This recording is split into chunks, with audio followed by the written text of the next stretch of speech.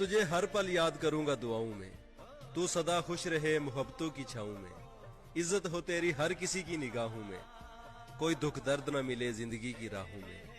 آپ نماز عصر کے بعد لفظ کن فیکون کو 300 بار اول و آخر درود شریف کے ساتھ اس طرح پڑھیں کہ اس دوران آپ کسی سے بات نہ کریں۔ عورتیں یہ عمل گھر میں کریں، مرد مسجد میں یہ عمل کریں۔ 300 بار پڑھنے میں زیادہ سے زیادہ 10 منٹ لگ جائیں گے، یہ شاید اس سے بھی کم۔ 300 بار لفظ کن فیکون 3 دن لگاتار آپ نے نماز عصر کے بعد پڑھنا ہے۔